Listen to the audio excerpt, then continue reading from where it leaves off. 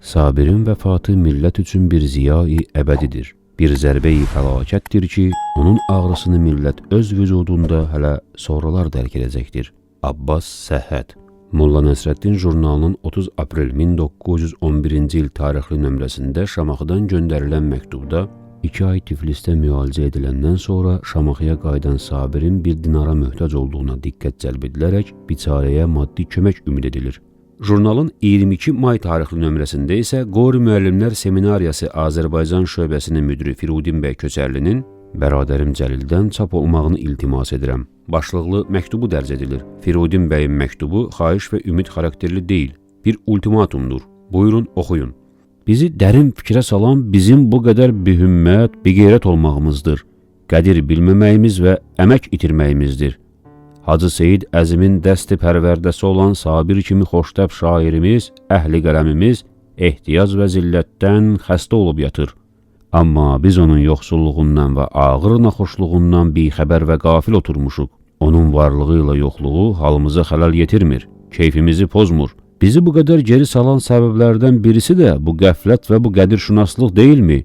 Xəstə və yardım kəlmələrini yaddaşımıza yazarkən bunu da unutmayaq ki, Şamaxıdakı o xəstəyə yardım etməyin özü də müşkül məsələ idi. Adı şəhərin hacı xocalarının qara siyahısında olduğuna görə ona barmaqla sayıla biləcək dərəcədə edilmiş yardımlar da konfidensial şəkildə olmuşdu. Firudin bəyin məktubu Qafqazda əks-səda yaratmış və Sabirə edilən yardımların siyahısı həm Molla Nəsrəddinin daha sonraki nömrələrində, həm də Bakıda çıxan Səda və Nicat qəzetində dərc olunmuşdu. 1910-cu ilin ortalarından etibarən onsuz da zəif olan vücudundakı ağrılar onu əldən salmışdı. Qaraciyər xərçəngi idi. Müalicə üçün təkidlə Tiflisə çağıran dost, zəmanənin və təbiətin özünün yaratdığı Molla Nəsrəddin jurnalının sahibi Cəlil Məmmədquluzadə və həyat yoldaşı Həmidə xanım idi. O vaxt Qarabağda, Kəhrizlidə olan Məmmədquluzadələr Sabiri Tiflisin ən yaxşı həkimlərinə göstərmək və ona ən yüksək səviyyədə qulluq etmək üçün jurnalın müvəqqəti naşiri Məmmədəli Sidiqiyə lazımi təlimatı vermişdilər. Cəlil Məmmədquluzadənin Qarabağdan Sidiqiyə göndərdiyi məktub. Sabir bu yaxınlarda müalicə üçün Tiflisə gələcək. Onu redaksiyada saxla, istirahətinə çalış, müalicəsinə hər cəhətdən özün diqqət et. Tiflisin məşhur professor və həkimlərinə göstər. Xəstəxanada yatmaq lazım gəlsə, xəstəxanaya qoy. Yeməyinə, içməyinə özün fikir ver. Hər barədə ondan müğayət ol. Xərcdən qorxma. Nə lazım olsa mənə xəbər elə. Ölümündən 4-5 ay qabaq Tiflisə gedən Sabiri həm də ən yaxşı doktorlar müayinə etmişdi. Həm də o, Molla Nəsrəddinin redaksiyasında Cəlil Məmmədquluzadənin otağında yaşamışdı. Molla Nəsrəddinin redaksiyasında keçirdiyi 2 ay başda Əziz Şərif olmaqla orada olan yeniyetmələrin də Sabiri yaxından görməsinə fürsət yaratmışdı. Əziz Şərif. Məmmədəli Sidiqi də bunu təsdiq edərək yazır ki, o Sabirlə bir otaqda yaşayırdı. Sabir hər gün dərmanları vaxtlı-vaxtında içir və axşamlar qaraciyərin üstündən sağ böyrünə dərman sürtərdi. Bu dərmanı sürtməzdən əvvəl həkim dərman sürtülən yeri spirt yaxud araq ilə yumağı tapşırmışdı. Bir dəfə xəstənin böyrü araqla sürtülən zaman Sabir özünə məxsus zarafatyana bir tərzdə demişdi.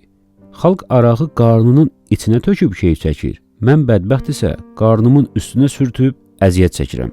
Həmidə xanım Tiflisə qayıdandan sonra Sabiri həkimlərin müayinəsinə özü aparırmış. Onun diqqət və qayğısından təsirlənən Sabir bədahətən bu iki misranı demişdi. Nə gərdət kəz əcəl puştəm xəmidə, keşəm dərduşi xud rənci həmidə.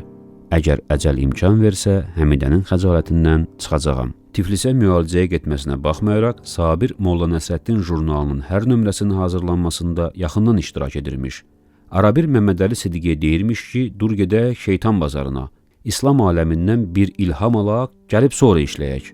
Sabirin Tiflisdəki müalicə dövrünün yadda qalan məqamlarından biri qırmanc başlıqlı rübai ilə bağlıdır. Martın 2-sində Gürcü teatrındakı Müsəlman Dram Cəmiyyəti Şekspirin Otello piyesini oynayır. Bakıda çıxan Səda qəzetinin redaktoru Haşim bəy Vəzirov əsəri o qədər pis tərcümə edilmiş ki, teatr binasının həyətində Sabir Otello tamaşasını bu misralarla təbrik edir. Öyle bir tərcümə kim ruhi Şekspir görcək, ağladı ruhi Otello ilə bərabər özünə. Ah mütərcim deyə bir odlu tüfürcək atdı. Şübhəsiz düşdü o da tərcüməkarın gözünə. Haşim bəyin Bakıda Sabirə qarşı yazdığı təhqirlər şiddətlənincə Cəlil Məmmədquluzadə Qarabağdan məsələyə müdaxilə edib yazır ki, siz ona cavab verməyin, ancaq yeri gələndə özünü və qəzetini tənqid edin. Əhvalı pisləşən Sabir Novruz bayramını xəstəxanada keçirir. Martın axırında Cəlil Məmmədquluzadə Qarabağdan Tiflisə qayıdır. Həkimlər Sabirin durumu ilə bağlı geniş iştiraklı konsilum keçirirlər. Onlardan bir qismi Sabiri əməliyyat etməyin faydalı olacağını desə də, əksər həkimlər artıq qaraciyər serrozunun xeyli irəlilədiyini və əməliyyatın heç bir işə yaramayacağını vurğulayırlar. Əməliyyat üçün Sabirin razılığı lazım idi. Buyurun, onun reaksiyasını da oxuyun. Mənim qarnım sandıq deyil ki, açıb örsünlər. Aprelin əvvəlində Sabiri Tiflisdən Şamaxıya Cəlil Məmmədquluzadə yola salmışdı. Əziz Şərifin sərrast ifadəsi ilə Azərbaycan Demokrat ədəbiyyatının iki ölməz nümayəndəsi Tiflis vağzalında daimi olaraq vidalaşmışdı. Buradakı Demokrat ədəbiyyatın iki ölməz nümayəndəsi ifadəsini də yadımızda saxlayaq. Tiflisdən sonra Bakıdakı müalicə də kara gəlməyincə Abbas Səhhət kimi vəfalı dost Sabiri yenidən Şamaxıya aparmışdı. Maddi sıxıntılar onsuz da tükənmiş ümidləri daha da tükədərkən ölmədən hop-hopnamənin çapını görmək yeganə təsəllisi olacaqdı. Özünün dediklərindən. Mən bir dəfə Hacı Seyid Əzimin görüşünə gedəndə gördüm ki, bütün yazdığı kitablarını, şeirlərini qarşısına töküb onlarla məşğuldur. Hər zaman zarafat edib əylənən ağa o gün çox bikef və kədərli idi. Səbəbini soruşdum. Bir şair üçün bundan böyük bədbəxtlik olmaz ki, gözünü həyata yumarkən bütün ömrünün məhsulu olan əsərlərinin müqəddəratını bilməsin. Məni kim xatircəm edər ki, sabah öldükdən sonra bu əsərlərim təb və nəşr edilib, adımı tarixdə yaşadacaqdır. Mən bunların künc bucaqlarda itib tələf olmayacağından arxayın deyiləm, dedi. Ustadı Hacı Seyid Əzimin kitabının çapını görə bilməməsi onun dərdinə dərd əlavə etmişdi. Oğlu Mirzəfər atasının kitabını Sabirin ölümündən bir il sonra çap etdirəcəkdi. Sabir əsərlərini çap etdirmək üçün dəfələrlə hesab kitab yapsa da, hətta 300 manat pulu bir araya gətirməyə müvəffəq olmamışdı. Hacı Zeynalabdin Tağızadənin mətbəəsi də kitabı şairin öz hesabına çap etməyi uyğun görmüşdü. Ömrünün son günlərində yanında olanların xatirələrindən bunu görürük. Əmim öz əsərlərini, əlyazmalarını toplayıb taxtçaya qoymuşdu. O, bunları bir kitab halında görmək həsrəti ilə yaşayırdı. Xəstə yatanda tez-tez həmin taxtçaya tərəf baxır, onlardan müğayət olun deyirdi. Ölümündən bir neçə dəqiqə əvvəl o məni yanına çağırtdırdı. Əmim nə isə demək istəyirdi, lakin deyə bilmədi. Kim bilir, bəlkə o yenə də əsərlərini xatırlatmaq istəyirdi. İstədiyi son sözü deyə bilməməsi mənim üçün böyük bir dərd oldu. Qardaşı oğlu Zeynalabdin Tahirzadə. Kitabın çapı üçün sadəcə bir qadın 5 manat verir. Daha sonra 5 manata 15 manat da əlavə edilir və kitab çapı üçün başlayan maddi yardım işi də başladığı yerdə qalır. Ölümündən sonra o 20 manata kimlərin nə qədər pul əlavə etdiyini yazmaq istəmirəm. Çünki milli duyğularınızı növbəti dəfə qabartmaq mənim işim deyil. Milli duyğuları qabartmaq sahəsində özümü mütəxəssis də saymıram. Kitabın çapı üçün yığılmaq istənən yardıma etiraz edən və onu öz sərmayəsi ilə çap etdirəcəyini elan edən bir vətən zəngini isə sözdən işə keçmək vaxtı gələndə qeybə çəkilir. Şamaxıda xəstəyə ən anlamlı yardım yenə Tiflisdən gəlmişdi. Cəlil Məmmədquluzadədən gələn zərfin içində 300 manat pul və bu məktub vardı. Sabir, adamın yaxın bir dostu xəstə olanda onu yoluxmağa gedir. Gücü çatan bir töhfə də aparır. Təəssüf ki, Şamaxıya gəlib səni şəxsən yoluxmağa imkanım yoxdur. Bu 300 manatı bir töhfə kimi məndən qəbul et. Abbas Səhhətin Tiflisə, Molla Nəsrəddin jurnalına göndərdiyi telegram bu sözlərdən ibarət idi. İyulun 12-sində Sabir vəfat etdi. Səhhət, dəfnində Şamaxının aydın dünya görüşlü insanları hamılıqla iştirak etsə də, həyatı ona zəhər edənlərin kin kudurətinin dəfn mərasimində də ondan əl çəkmədiyini görürük. Sultan Məcid Qənizadə, səfərimin son günü Sabir ilə xudahafizləşib, səhəri günü Bakıya yola düşəcəkdim. Mən səfər libasında əşyamı faytonun içinə yığışdırırdım. Bu əsnada 2 nəfər gənc yüyürüb yanıma gəldi və Sabirin ölümünü mənə xəbər verdilər. Mən faytonu 1 saat saxlatdırıb meyit üstünə getdim. Küçədə qoyulmuş müafə qarşısında xeyli adam var idi.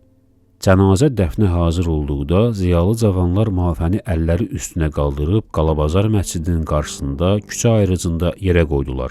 Məhəllə axundu Ağa Mirmehdi ağa şairin namazını qılmalı idi. Ağanın evi məscid ilə qapı-qapı olduğundan cəmaət gözünü oraya zilləyib onun təşrifini gözləyirdi. Amma onun isbat-ı vücudi çox uzun çəkdi. Adamlar bir-biri ilə pıçıldaşıb himləşirdilər. Mirmehdi ağanın Sabirin namazını qılmaq istəmədiyi məlum olduqda gənclərdən bir neçəsi onun əleyhinə səslərini ucaldıb üsyan etməyə başladılar. Bunun nəticəsində ağa cənabları yəqin ki məcburiyyət gücü ilə evdən çıxıb dinsiz şairin namazını qıldısa da, dua əvəzinə lənət oxuyub onun cənazəsini cəhənnəmə göndərmək istədiyi qiyafəsində görünürdü. Məramım yenə dünyada durar. Dünyanın duracağına inandığı məramı nə idi? Sovet vaxtının alimlərinə görə o, sosialist realizminin beşiği başında durmuşdu. Yaxın dostu Abbas Səhhətə görə, Fransız şairlərindən Chateaubriand Fransız qövmünün səltənət xanadanından olan Burbonlarla Napolyon arasındakı müqayisəyə dair bir kitab yazmışdır ki, Burbon xanadanından olan Fransız kralı 18-ci Louis-nin özünün etirafınca bu kitab ona bir ordudan ziyadə xidmət etmişdir. Mən də iddia edirəm ki, Sabir Əfəndinin də asarı bu 5 ilin müddətində İran məşrutəsinə haman bir növ ordudan ziyadə xidmət etmişdir. Səhhətin bu sərras sözlərinə sadəcə 2 kəlmə əlavə etmək istərdim. Ərdəbil şeiri 8 bənddən ibarət bir mənzumə deyil, 8 cildlik romandır. Azərbaycan Cumhuriyyətinin Osmanlıdakı ilk səfiri olmuş Yusif Vəzir Çəmənzəminli İstanbulda 1920-ci ildə çıxmış Azərbaycan ədəbiyyatına bir nəzər kitabında Sabir ruhən şərqlidir, təmayülən Avropa mədəniyyətinin ifadəsidir. Millətinin mütərəqqi olmasını istər, mədəniləşməsini arzu edər, deyə yazıb. Lağ-lağ danışıb başlama fəryada əkinci, dediyi kəndçi-kündçü də onu özündən sayar, fəhlə, özünü sən də bir insan mı sanırsan, dediyi əməkçi də ona heyrandır. Uşaq bağçasına və ya ibtidai məktəbə gedmiş bir cocuq üçün dərsə gedən bir uşaq şeirindən daha səmimi bir həmdən varmı?